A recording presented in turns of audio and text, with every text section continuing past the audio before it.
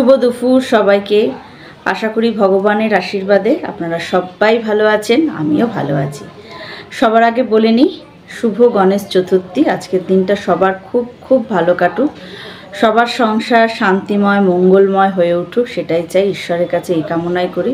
সবার শরীর ভালো থাকুক, সবাই সুস্থ থাকুক, সেটাই চাই। আজকের দিনটা সবার খুব ভালো কাটুক।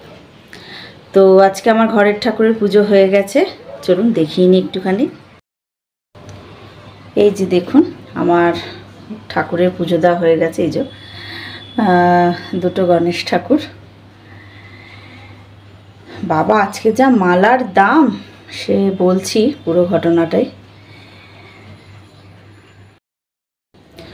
আজকে তো গণেশ চতুর্থী, শুভ দিন। তার সাথে আজকে আমাদের জীবনে, আমার আর আমার হাজব্যান্ডের জীবনে আরেকটা দুঃখের দিন, খুবই দুঃখের দিন, খুব শোকের দিন আজকে। সেটা চলুন দেখাই সেই দিনটার আসল কি বলবো। চলুন দেখতে থাকুন, তাহলেই বুঝতে পারবেন। দেখে বুঝতেই পাচ্ছেন আজকের বিশেষ দিনটা দুঃখের বলবো, খুবই দুঃখের দিন। আজকে শোকের দিন আমার আর আমার হাজব্যান্ডের জীবনে। আজকের দিনে আমার শ্বশুরমশাই ছেড়ে চলে গেছিলেন আমাদেরকে। আজকে 27শে আগস্ট।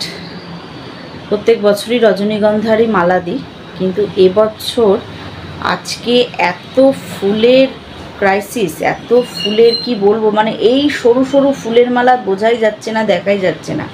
সেই মালা কি দেব বলুন, যেহেতু আজকে গণেশ চতুর্থী, সেই জন্য এই মালাটাই নিয়ে এসেছি। বললাম ঠিক আছে, মালা ফটোতে সেটা তো আলাদা, বেঁচে থাকতে মা বাবার সেবা করাটাই, ওটাই হচ্ছে আসল কর্ম, সেটাই আমি বিশ্বাস করি। এই যে বাবাকে একটু মিষ্টিও দিয়েছি।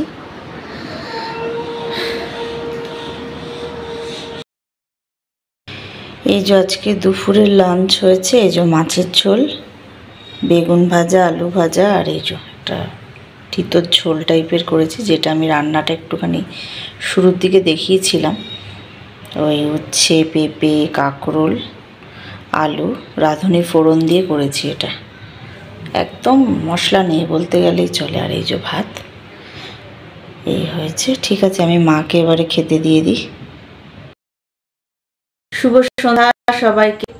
দুপুরে আর কথা হয়নি, লাঞ্চ করে তারপরে মিঠাইকে নিয়ে একটু রেস্ট নিলাম। তারপরে মিঠাইয়ের তো স্যার আসবে, এখন ঘড়ির কাঁটা 6:30 বাজে। মিঠাই স্যার আসবে 7টায়। তোর বাবাও আজকে থেকে, তোর বাবার আজকে নাইট ডিউটি, 8টায় বেরিয়ে যাবে। তো আমি ভাত বসিয়ে এসেছি জাস্ট, মেয়েকেও দুধ খাওয়ানো কমপ্লিট।